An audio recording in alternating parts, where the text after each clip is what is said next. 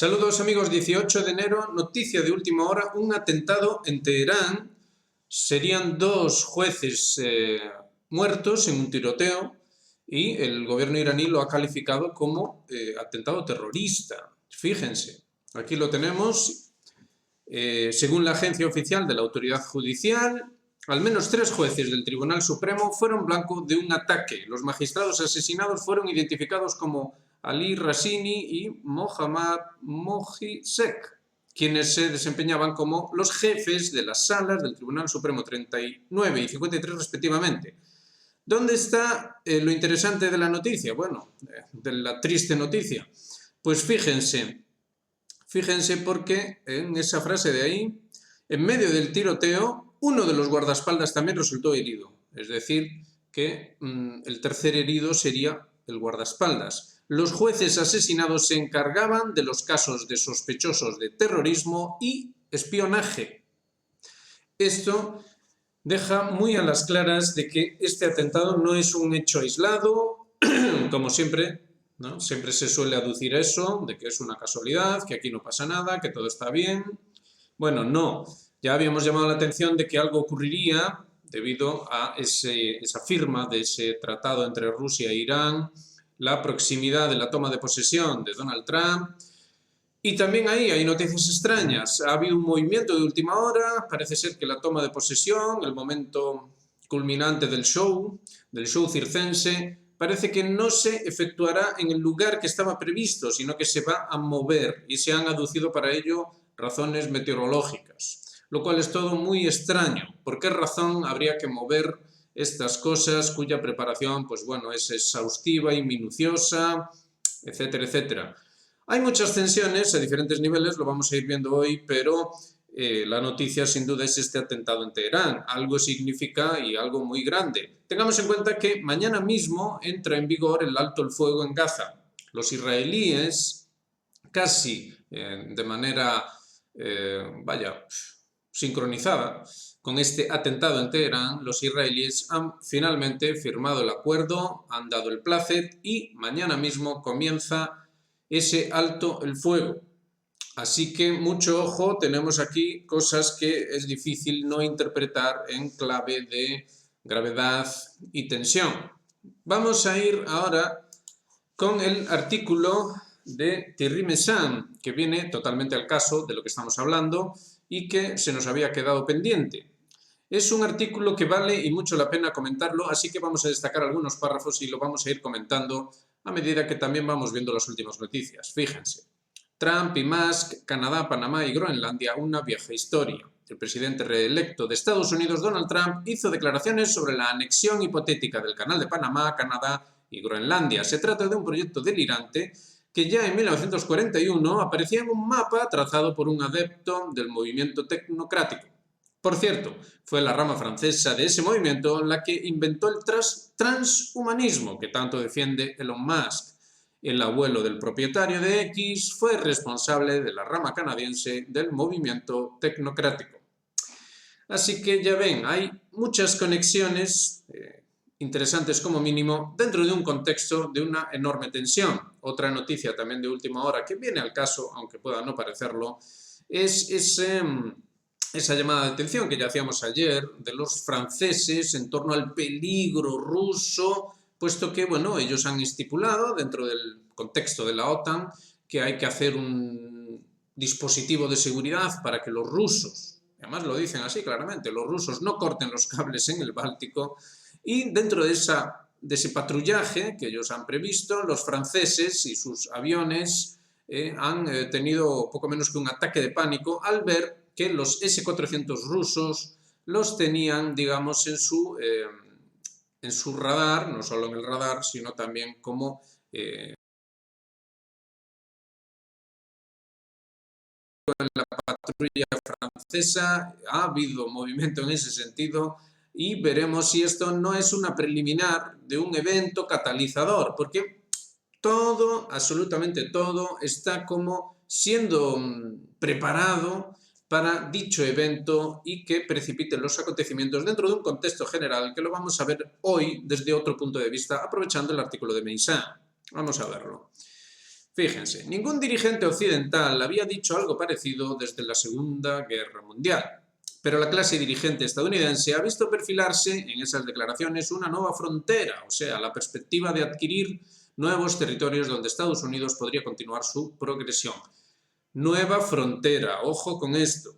Son conceptos que, por un lado, nos llevan a tiempos pretéritos, ciertamente, pero cuidado porque también nos traen a colación la cuestión simbólica, la que siempre pasa desapercibida, la que no se tiene en consideración. Mucho cuidado con esto. Fíjense, tenemos a un Estados Unidos expansionista que hace llamada a tesis, a teorías del momento en el cual se, digamos, produce un gran quebranto a nivel geopolítico en el mundo, la Segunda Guerra Mundial. Tras esa guerra mundial se instaura un nuevo orden y ahora, precisamente ahora, dicho orden salta por los aires. Dentro de ese contexto tenemos llamada a conceptos, conceptos que además están vinculados con aquella época, con las tesis de aquella época, con las doctrinas de aquella época, con los planteamientos de aquella época. Y se hace llamada a frases que además tienen un aspecto simbólico. Dentro del gobierno estadounidense, con mucha polémica, quizá por eso está habiendo estos movimientos de última hora, se encuentra el señor Elon Musk. Esto obviamente no puede ser casual, no es una improvisación de última hora, ni tonterías así por el estilo. Se rumorea que Musk fue incluido en el gobierno de Trump debido a que fue clave en su victoria. Más allá de eso, hay que tener en consideración que Musk encarna, de hecho, el simbolismo de la nueva frontera. El simbolismo de la nueva frontera. Entonces, cuidado, porque aquí estamos hablando de una cuestión bien mundana sobre la cual se utiliza un simbolismo del espacio exterior. Entonces, Musk es el que representa ese expansionismo fuera del planeta. Pero ojo, porque en realidad de lo que realmente se está tratando es del expansionismo dentro del planeta. Esto hay que entenderlo. Ellos usan el lenguaje simbólico. Otra cosa es que lo usen del revés o que lo usen con fines opuestos a los que originalmente tenían esas doctrinas antiguas que ellos utilizan. Pero está ahí. Nueva frontera es un concepto, insistimos, clave. Seguimos. En este artículo vamos a mostrar que esas ideas no son nuevas, dice Meyssan, sino que datan de la crisis de 1929 y que corresponden a un corpus ideológico coherente que hasta la semana pasada tenía como único defensor al multimillonario Elon Musk. Entonces tenemos a Musk no solo como siendo el dueño de X, no solo como siendo el gran gurú del expansionismo extraterrestre. No, tenemos más todavía que eso. Tenemos al señor Musk como siendo un teórico con un corpus ideológico que además sigue una doctrina que hereda, de hecho, hereda de su abuelo más concretamente, el cual a su vez tiene conexiones que vamos a ir viendo. Entonces es necesario entender a este personaje. Ha habido, ustedes nos han enviado información, muchas gracias por ello, y ha habido movimiento dentro del actual establishment estadounidense, ha habido movimiento porque Steve Bannon, otro personaje que, en fin, también está vinculado a ciertas doctrinas, ya lo trataremos en otra ocasión si surge la oportunidad. Steve Bannon es contrario a Elon Musk. Es contrario porque digamos que Musk representaría una visión, vamos a llamarle trotskista, en el sentido de que su transhumanismo, su visión o algo así, reconfiguraría el aspecto del planeta, las doctrinas a ese nivel geopolítico para darle un aire internacionalista, si ustedes entienden. Mientras que Bannon, digamos que iría por la línea más patriotera, más de mantener de esa manera concreta lo que en última instancia, ya lo hemos dicho aquí, es el imperialismo, el imperio estadounidense. Entonces, no un imperio mundial, que se va a expandir por el universo, que es lo que nos está vendiendo Musk, por ridículo que suene así dicho, sino un imperio estadounidense que a lo mejor también se expande por el universo, ojo, que aquí... Entonces, digamos que hay una serie de conceptos que están siendo utilizados por diferentes actores, hay facciones, pero los conceptos son los mismos y los objetivos también. Entonces, digamos que la nueva frontera significa algo para Steve Bannon, significa algo para Elon Musk. Básicamente es lo mismo, pero con matices. Entonces ahí es donde se ve la lucha entre facciones, cosa que tampoco es nueva. Entonces, sigamos leyendo, porque esto no tiene desperdicio. Elon Musk es conocido hoy como el hombre más rico del mundo, pero quien antes se destacaba como un gran admirador del ingeniero serbio Nikola Tesla y un ferviente adepto del transhumanismo. Bueno, Tesla a su vez aparece vinculado a doctrinas de corte esotérico. Bueno, él mismo hace referencia a eso. Entonces aquí tenemos la conexión esotérica, queramos o no, es la realidad. Es decir, estamos viviendo ahora una época en la que se están viendo a la luz pública cuestiones que hasta ahora se quedaban en el ámbito secreto, no tanto privado cuanto secreto. Y ahora parece que se muestran cada vez con más claridad. Hay en ese sentido una suerte de exhibicionismo dentro del elitismo occidental del proyecto civilizatorio moderno. Y es algo bien llamativo. Transhumanismo, fíjense. Durante la Gran Depresión, o sea, la crisis de Wall Street y la subsiguiente tempestad económica, la totalidad de las élites estadounidenses y europeas consideraron que el capitalismo bajo su forma de aquel momento estaba definitivamente muerto. Stalin propuso entonces el modelo soviético como única respuesta a la crisis, mientras que Benito Mussolini, quien había sido representante de Lenin en Italia, fíjense qué nota hace aquí Meyssan, proponía, por el contrario, el fascismo. Pero una tercera propuesta surgió en Estados Unidos, la tecnocracia. Bueno, atención con esto, porque esta tecnocracia, digamos que surge no solo como continuación de ciertas tendencias, pues digamos, inocentes, vinculadas al progreso técnico, sino, insistimos, a doctrinas exotéricas, no exotéricas, sino esotéricas. Y de hecho Meyssan nos va a dar, digamos, la entrada para poder comentar esto. Pero antes el mapa. Fíjense, es interesante, ¿verdad? Es decir, toda Norteamérica, toda ella, incluyendo Groenlandia, y en este caso concreto incluso se incluye Islandia, toda ella serían los Estados Unidos. Se dice claramente ahí, toda ella. Fíjense cómo en ese otro color aparece toda Sudamérica, y en un color casi igual, casi idéntico, toda África. Entonces habría unos Estados Unidos de Sudamérica y una Unión Africana, una República de la Unión Africana. Es algo, bueno, llamativo como poco. Fíjense cómo Europa no tiene a Alemania, pero sin embargo Alemania aparece destacada dentro de lo que sería esa Unión Soviética expandida. Todo esto es muy curioso porque fíjense, acaba de firmarse un acuerdo estratégico integral entre Rusia e Irán y como ven, ahí Irán formaba parte de esa Unión Soviética expandida. Es curioso, ¿no? Como mínimo. Llamativo. Fíjense cómo aparece también Japón, pero incluyendo las Islas Kuriles. Las Islas Kuriles que son ese motivo de discordia entre la actual Rusia y el actual Japón. Esto también es bien llamativo. Taiwán, fíjense bien, Taiwán aparece como fuera de China. Es decir, no forma parte de China. Es asombroso cómo el mapa muestra, digamos que una realidad, bueno, muy análoga a los movimientos geopolíticos que estamos teniendo ahora, como mínimo, como mínimo. Además, fíjense la proyección de ese Estados Unidos ampliado, fíjense esa proyección hacia el Pacífico. Y seguimos con Meyssan. Criticando la lectura tradicional de la oferta y la demanda, el economista estadounidense Thorstein Veblen se interesó en las motivaciones de los compradores y mostró que quien puede permitirse ciertos lujos en realidad lo hace para confirmar su superioridad social, mostrando a los demás que puede hacerlo.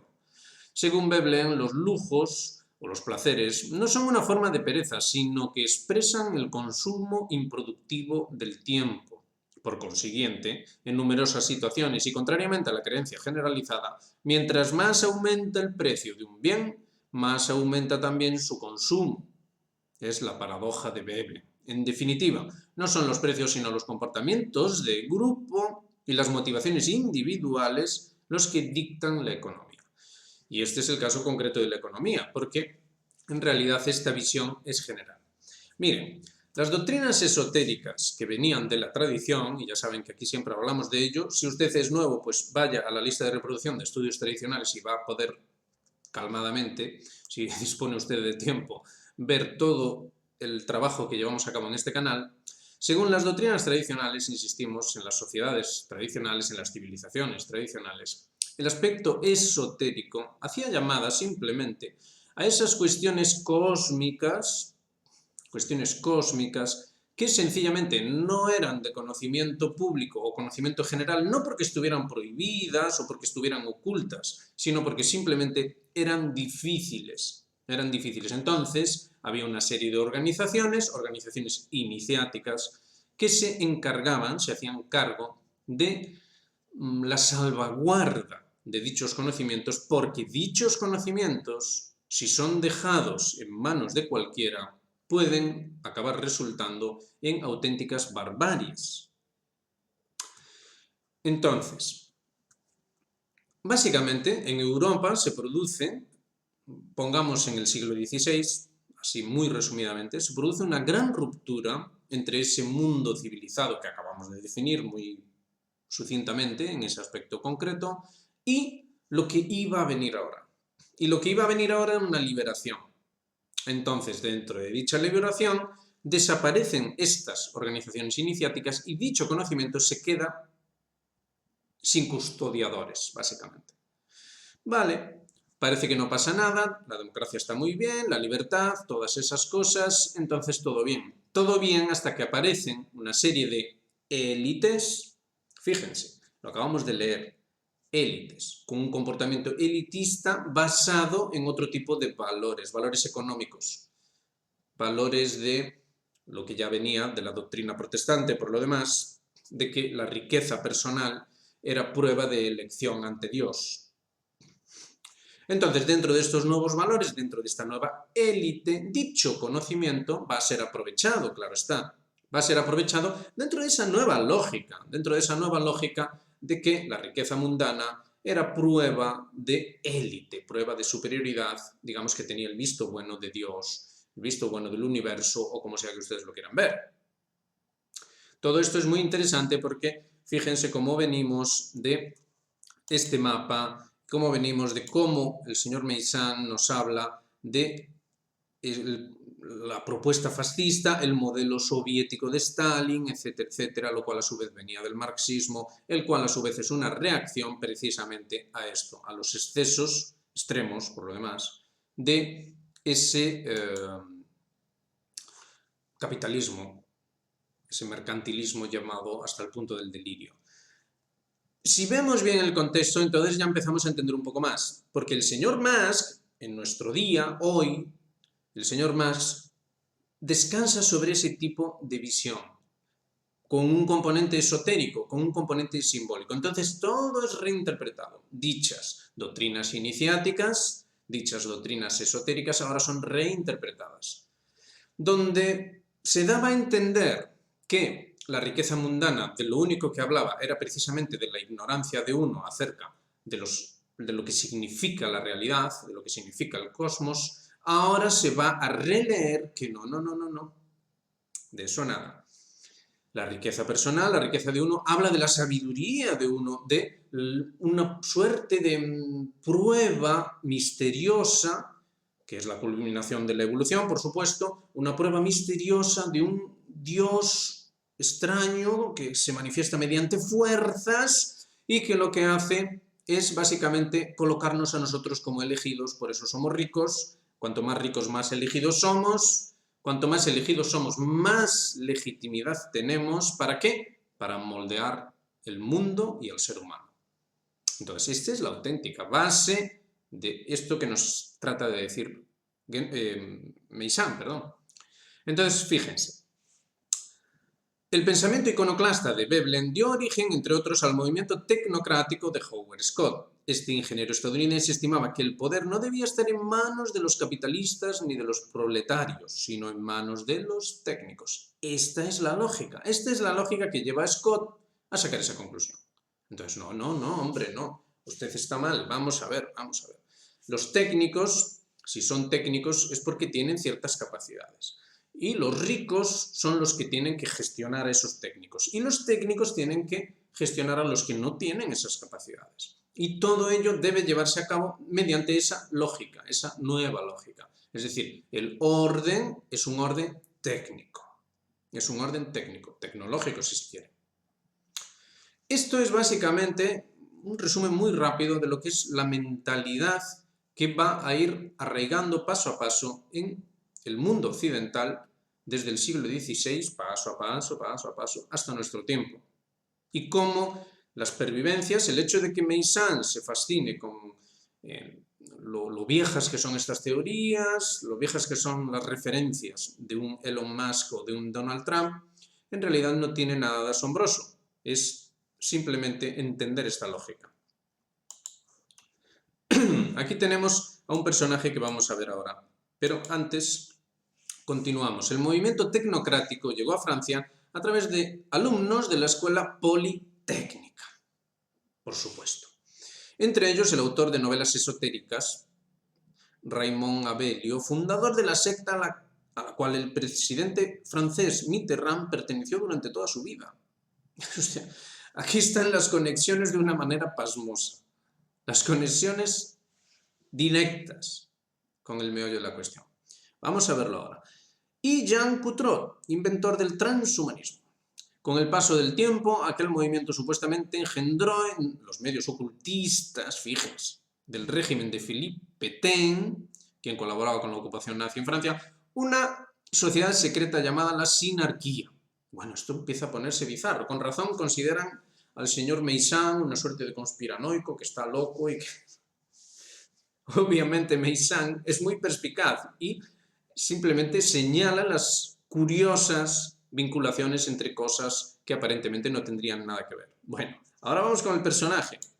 El personaje es en realidad Georges Soulet y esto es una nota de Wikipedia, es decir, aquí no conspiranoia poca. Se ve cómo efectivamente pues, colaboró con el régimen de Vichy, etcétera, etcétera, pero lo que nos interesa es que, fíjense, se interesó de cerca por el esoterismo, especialmente la astrología. También se interesó en la posibilidad de un código numérico secreto en la Biblia, tema que desarrolló en la Bible Document Chiffré en 1950, y después en Introducción a une théorie des nombres bibliques en 1984. Según Abelio, el número satánico 666, número satánico, es en realidad el número clave de la vida, una manifestación de la Santa Trinidad. Bueno, como ven, aquí hay un poco de todo. Empecemos por esta manía de un código secreto en la Biblia. Esto es algo típicamente protestante, es algo muy extendido en el mundo protestante, en ciertos círculos del mundo protestante, obviamente. Y otra vez lo mismo, es la tecnificación de la tradición. Es decir, la Biblia así está mal. No hay que ver las cosas de la manera simbólica como siempre dijo la tradición. No.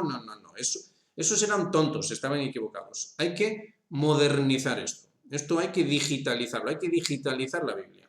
Entonces le vamos a meter unos códigos, pero sobre todo que nos dé la razón a nosotros. No vaya a ser que haya problemas en ese sentido.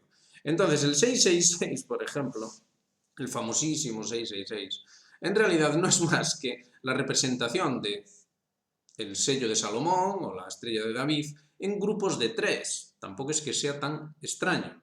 Es decir, no se puede entender en el sentido de una suma sistemática, tal y como se entienden las matemáticas hoy en día, sino en un sentido cualificado, de unas matemáticas cualitativas. Entonces, básicamente tendríamos 3, 3, 3, 3, 3, 3 en el otro triángulo. Ya saben que el sello de Salomón o estrella de David son dos triángulos que se entrelazan y básicamente eso se representaría en última instancia como un 666 para representarlo de forma triangular, porque, como hemos demostrado en este canal, tienen muchos vídeos, también pueden acceder al curso proyecto educativo donde explicamos la cuestión del 3. El 3, básicamente el tríptico o la tríada, es una manera tradicional de expresar, digamos, la esencia última, conceptual, abstracta, de cómo, de hecho, ocurre la realidad para nosotros, para los seres humanos, obviamente. Entonces, la realidad, el mundo manifestado, como sea que lo queramos ver, se representa antes que nada en 3, en un grupo de 3. Es como que sobre una afirmación primera hay un reflejo y al producirse dicho reflejo necesariamente debe haber un regreso para que, digamos que el proceso cíclico, que es la propia manifestación o creación, quede cerrado. Entonces, todos estos señores, y obviamente es necesaria esta explicación para entender de qué demonios va el gobierno de la administración Trump, porque no olvidemos que el señor Musk forma parte y de hecho es supervisor de la administración Trump, así que nada de esto es superfluo por raro que pueda parecer.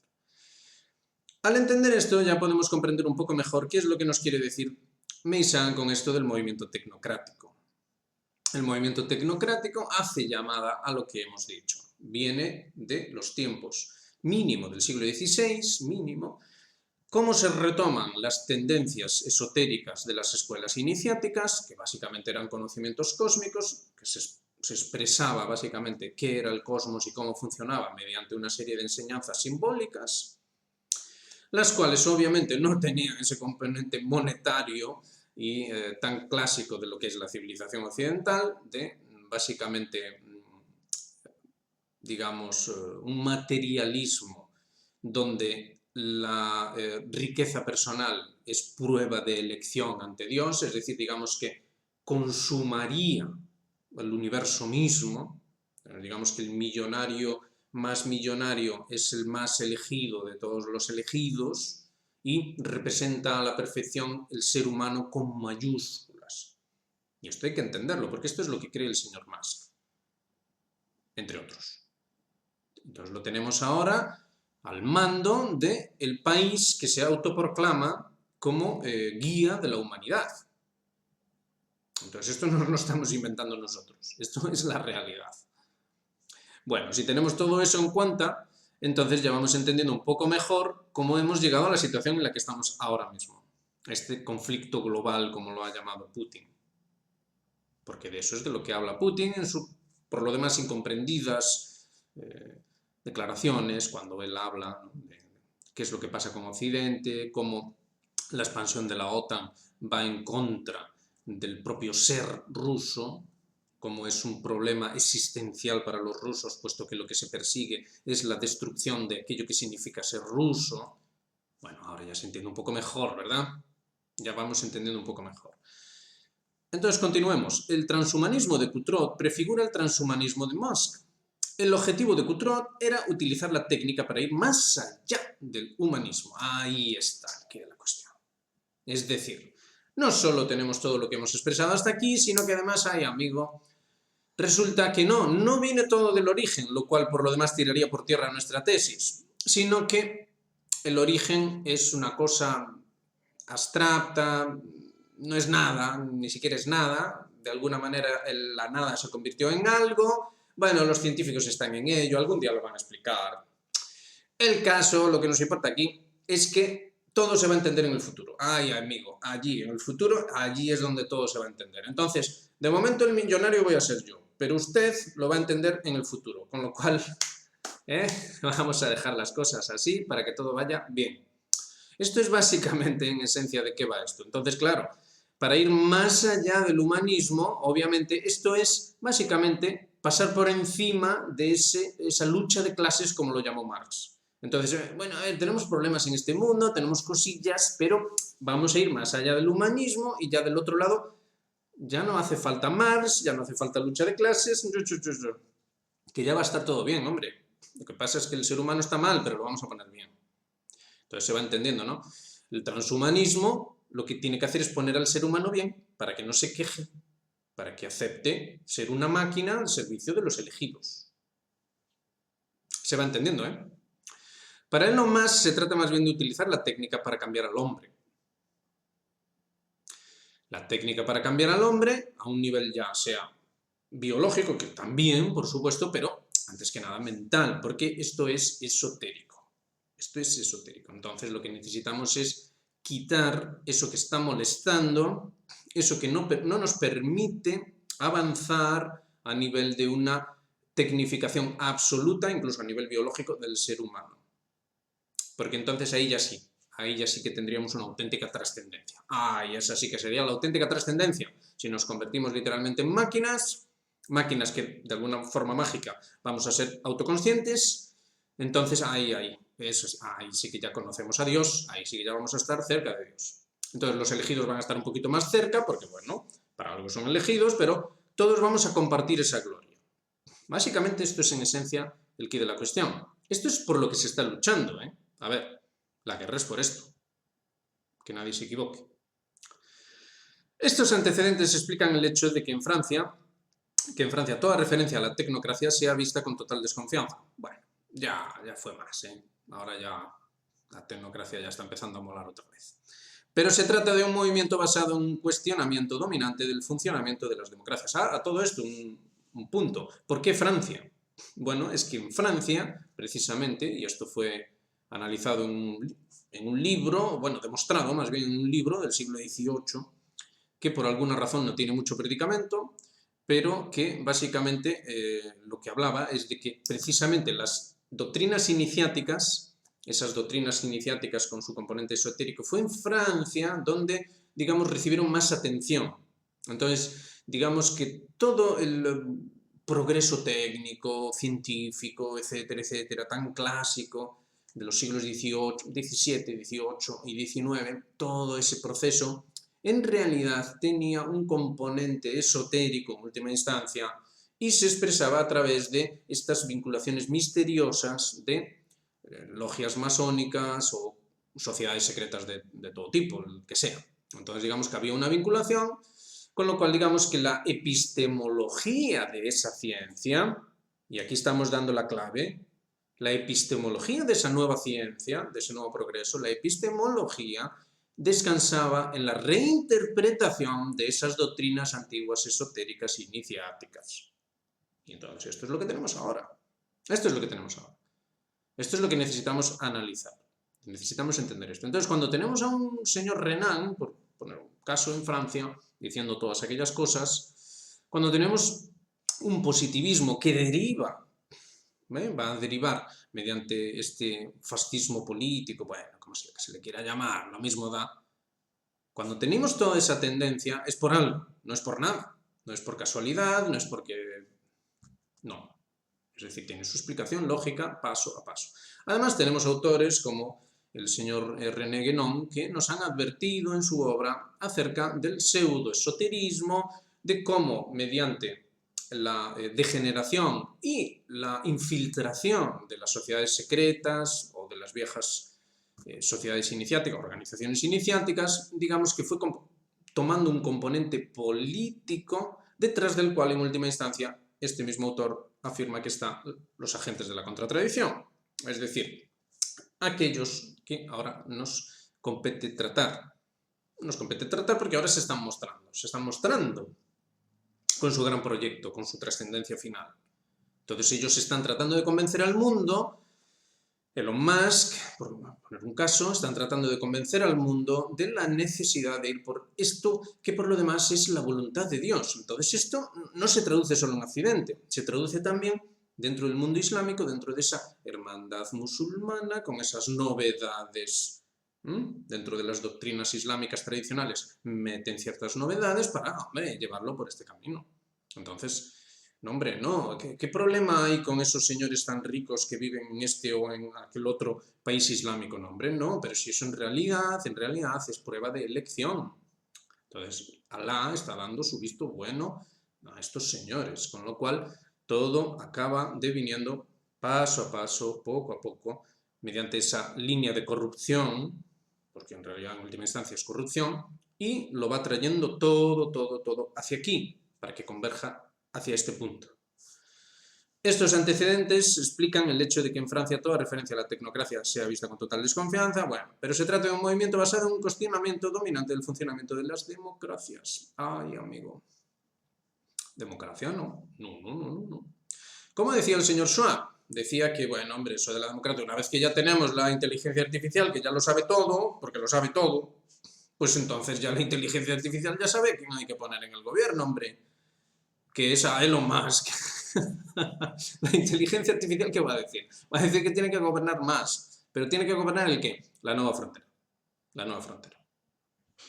La nueva frontera que se puede expresar así, como ese Estados Unidos expandido, o se puede expresar como el universo entero, pero que gobierne más. Y lo dice la inteligencia artificial, que para eso es inteligencia.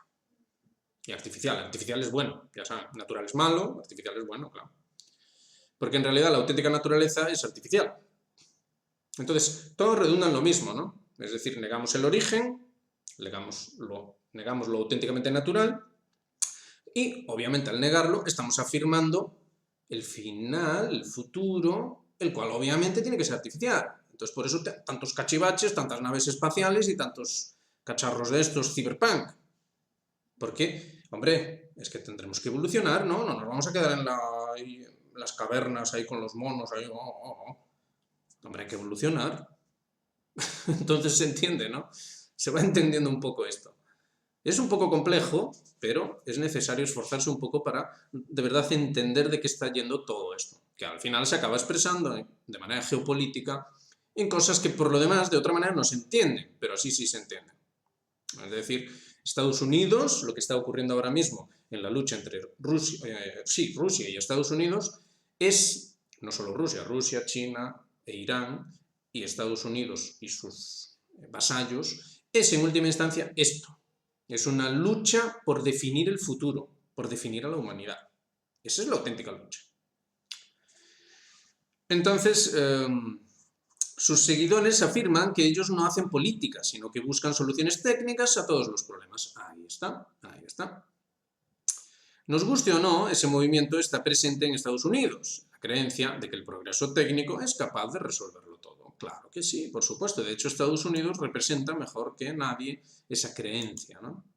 En todo caso, el movimiento tecnocrático, que se basaba en los conocimientos estadísticos del periodo de paz que separó las dos guerras mundiales, estaba convencido de que Norteamérica entera era una unidad en términos de recursos minerales y de industrias. Claro, es que vamos a ver, si vamos a hacer ese progreso técnico tan maravilloso, si vamos a ir a conquistar el universo, necesitamos material. Entonces, obviamente aquí es una interpretación diferente del Lebensraum. Es decir, el espacio vital, mis cosas, o sea, yo necesito mis cosas que para algo me las dio Dios y si me las, o sea, la prueba de que me las dio es que soy rico, entonces yo necesito mis cosas para hacer el futuro, y el futuro es transformar a la humanidad, transformar el mundo, conquistar el universo con cachivaches electrónicos. Entonces, a ver qué es lo que nos entiende aquí. Esto es la voluntad de Dios en última instancia, pero de los listos, los de gafitas, ¿no? Y estos de, o sea, los que de verdad saben, los que saben de verdad, los que de verdad, de la buena, esos, amigo, necesitan todos estos recursos, todas estas cosas, porque lo que hay que hacer es esto. Porque si no hacemos esto, entonces somos tontos, no hemos evolucionado, queremos subirnos a los árboles, queremos, en fin. Todo así, es todo un prejuicio que lo que hace es darle la vuelta, poner totalmente del revés lo que siempre fue el conocimiento, la ciencia, dentro de la humanidad a la hora de vincularse con el entorno, es decir, con el cosmos. Es decir, el hombre es el que tiene capacidad para entender el cosmos, interpretarlo, y entonces necesita hacerlo en base a la realidad. ¿Y la realidad de dónde le viene? Del origen. Es decir, que la realidad es natural por definición. Este es el quid de la cuestión. Entonces, que el hombre pueda hacer artificios y generar cachivaches de todo tipo, no hay problema con eso. El problema es cuando lo que se quiere hacer es que el cachivache sea la finalidad. Es decir, que todo, incluida la trascendencia, esté en el cachivache. Ese es el problema. Bueno, pues eso, entonces durante la Segunda Guerra Mundial, el responsable de la rama canadiense del movimiento tecnócrata, fíjense, canadiense, ¿no? Es decir, teníamos a este señor Trudeau, que representaba otra facción dentro del mismo proyecto, porque es el mismo proyecto. Es decir, hacen el show de que están enfrentados, pero no, es lo mismo. Es otra facción, es otra manera diferente de hacerlo. Lo mismo que Steve Bannon, pues dice, no, no, no, a mí tu rollo no me gusta más, a mí me gusta el mío. Yo soy más elegido que tú. Cosas así por el estilo.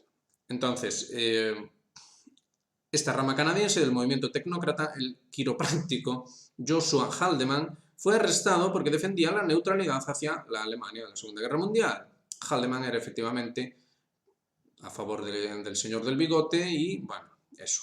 Después de la guerra, atraído por el régimen del apartheid, Haldeman se instaló en Sudáfrica. Elon Musk es nieto de Haldeman. Pues ya está, ¿no? O sea, tampoco es que... Además, el propio Musk ha dicho que, bueno, ha profesado su amor por su abuelo, en fin, lo importante que era, bueno, todas estas cosas, ¿no? Un filántropo, ¿no? Es un filántropo y todas esas cosillas que dentro de esta corriente de pensamiento, ¿no? Realmente es contra tradición pura y dura, pero bueno, llamémosle corriente de pensamiento, pues estas cosillas pues siempre están ahí, ¿no? Ellos son los buenos, son filántropos, ellos lo que quieren es el bien de la humanidad y lo que hay que hacer para que la humanidad tenga su bien es transformarla, aunque no quiera, y convertirla en lo que ellos dicen. Entonces este es ser filántropo, básicamente. En fin, esto nos lleva de vuelta a la noticia del día, ese atentado en Teherán que veremos en qué resulta, pero que bueno, es cualquier cosa menos casual. Fíjense, las cosas van ocurriendo y veremos cómo... ¿A qué lleva, mejor dicho? Si esto forma parte de un proceso más largo dentro de Irán, porque la verdad es que debería ser así, puesto que dentro del propio Irán hay muchas élites digamos, que verían con buenos ojos el proyecto de Musk, por decirlo lisa y llanamente. Entonces habría que reinterpretar ciertas cosillas, habría que quitar a quien molesta de en medio y, en última instancia, convencer a los rusos, ya que no se les puede destruir, pues convencerles, de alguna manera. Y a los chinos, y al final llevar a cabo ese mundo, ese Estados Unidos del mundo, es decir, en vez de esto, que en todo caso sería una fase preliminar, pues ya directamente todo el planeta. Entonces la idea es esa. Entonces, tienen prisa, ¿no? Después de todo ya la propia escritura lo decía, ¿no? Que ese demonio volvería al mundo con gran furia porque sabe que su tiempo es poco. Así que tienen prisa, quieren hacerlo cuanto antes y, bueno, lo están haciendo, se lo están tomando muy, muy en serio.